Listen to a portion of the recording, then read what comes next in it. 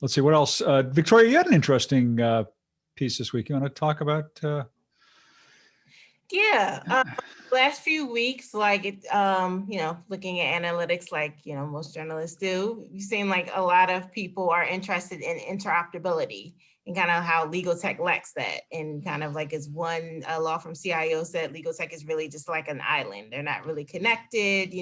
Maybe more so into like the broader software that you find in any office like Microsoft, but for the most part, they don't connect or they don't have an API that works together with other legal tech. And I was looking into, like, I remember reporting about years ago, SALI, the standardization initiative for legal, and just kind of looking into that launched like in 2017 and how come we haven't really seen like, standards really grow or catch on in the market. And if there's standards, wouldn't that have kind of spurred interoperability? And speaking to the organization, they said, yeah, standards would really help with like, if everyone described or detail things describe things the same way in legal, it would help legal tech. And they said back in like late 2019 and early 2000, they started discussing like creating a universal API for legal tech that would connect all legal tech that is SALI compliant to this single API, so customers can just buy that legal tech and they can mix and match and put together legal tech from other platforms. They said they're still working on that because they haven't even, thank you, Jasmine, for finding that article valuable. But they said that they're still working on the standards, so the API is still in construction. And speaking to some legal tech companies, they said, yeah, I remember hearing about that, but it kind of just like fizzled. Like they don't hear, that's not what clients are asking for. They're not asking for standardization. Of course, they want interoperability, but it's kind of like if my clients aren't asking for that, I'm not going to take the time to make sure that we're connected and our software is coded to match like SALI's standardizations when that's announced. So I thought it was kind of interesting. And it's just kind of like, once they get these standards all together, will legal tech companies jump on board with it? It pretty much sounds like, they all agree standardization would be useful, but it has to be the clients that say that that's what they want for it to actually happen. So I thought it was interesting. Yeah, I thought it was interesting. I thought as interesting as the part about the API was, it was also interesting that SALI just hasn't gained more traction. Interesting reading about that, especially a couple of weeks after I think we talked here a couple of weeks ago about this think tank thing that Richard Schroman's formed to kind of look at eliminating the billable hour eventually, and how its integration with SALI and is sort of a key component of what they're talking about, and this idea of being able to come to agree on a common set of standards would be a way for legal professionals to be able to price their services and budget their services more intelligently. So, I don't know. Does this mean if SALI's not catching on, does this mean we're stuck with the billable hour that much longer as well? I don't know. It really has to be the clients, I think, like, and of course, like, have you noted, like, you had like big, I think, was it Microsoft or big corporate legal departments? They said they were all for it, and some big law firms. But it really, like, speaking to, in some legal tech companies, the large ones, they kind of also said, like, yeah, we're for this. But just like, what are legal tech customers actually, well, what are legal tech companies actually hearing from their clients? It sounds like standardization isn't that leading thing that they want. I do think, the legal tech companies that did say it would be very useful, but I just don't know if it's necessarily a priority for most clients yet. So. It just reminds me of something that I didn't get a chance to bring up last week, which is that I was just looking back up again. Joshua Lennon quoted something out of Codex that legal tech needs its own code of ethics and performance that ensure transparency and trust.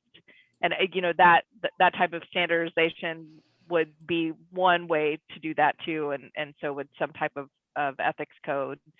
I hear people talking about it, but no one's really. I'm not seeing a lot of people moving in that direction, other than kind of developing universes of systems that work together, like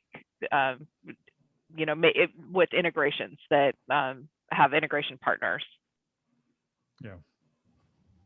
I know vendors who are involved with SALI who I think started off very excited about this possibility of coming up with these standardized terms and definitions and codes, etc. And I think I do sense this sort of despondency. I mean, I sort of I'm quite pro. I think it's a great idea, but I think that it's been going on for a long time. My worry is that they've started to broaden out. You know, SALI, we've seen sort of they're working on new things, and this is such a big thing that I think it takes utter focus. It's interesting, Victoria, that you're picking up on. You know, I think you're right. I think there's so much going on with people that it's not a priority. I think that that's a little bit short-sighted, because I think that it's one of those things that with some work it would save so much cost and effort, and it would increase our ability to apply meaningful analytics. And you know, it's a really short-sighted thing, I think, not to really engage. But I think that they have to be laser vision on just this one. There's such a big project, and I think SALI itself needs to be much, you know, my personal thought is that they need to really focus on what it is they're trying to achieve and keep it very narrow and just keep plugging away at it personally, because it's such a big thing. I don't know if I'm missing something, and but I do think it's so important, and it's a shame that they're not making more headway. Yeah, I definitely think you have to see the standardizations that kind of like formalize first, and then people can maybe say, okay, I see what this is. Maybe clients will say like, hey, this would actually help me for like my invoices or when I receive pitches, so I can really understand like this is what they're doing. All law firms, you might have 10 different law firms, they maybe describe it differently, but it's the same thing that they're trying to get done. You know, maybe then it makes sense to then go into like, if clients are saying this is useful, then I can see the legal tech company saying, okay, I'll actually work with you on an API, you know? So it's just kind of like without standardizations actually formalized, it's kind of like, okay, this is a great idea, but we need to see it like actualized. Right. By the way, Victoria, I thought your post on clients wanting innovative firms, why don't they hire them? It was a really good post, and there's really a lot of interesting stuff in there, particularly about sort of the inability of both in-house counsel and outside lawyers to understand enough about technology to know what is innovative, and B, what is even helpful. And it you know, I recall, you know, when I used to go to conferences in person, and I was particularly thinking of ILTA, there would be all sorts of IT people there from law firms and vendors and, you know, corporations, but actual practicing lawyers were few and far between. And I kept thinking to myself, how can lawyers who are actually going to use some of this technology understand enough about it when they don't even, when they send somebody else to go, you know, learn about it and then come back and tell them in languages that they probably don't take the time to understand to begin with. Right. Yeah, definitely speaking to corporate legal departments, I'm hearing like it is just kind of like education. Like you have to take the time to like reach out to those tech providers and also do your own homework, because you will kind of just get pitched kind of like the buzzwords and everything like that. So, you know, legal tech is really evolving very quickly. So I understand like why it is kind of hard to get a handle of it. So it's just kind of interesting. Will they take the time? Like, I think there's enough consultants out there that like you can find someone that can come in and, you know, discuss workflow and kind of discuss like this, you know, challenges and maybe discuss like strategies, and they can help you understand like the market. So I think it will happen. Like some people just say lawyers, they just don't care about tech, but I don't know how like business is evolving, especially corporate legal departments. They'll have to get a handle of it, or at least hire someone that will be able to kind of like translate it for them to understand like what's important, what's actually like efficient and will help us.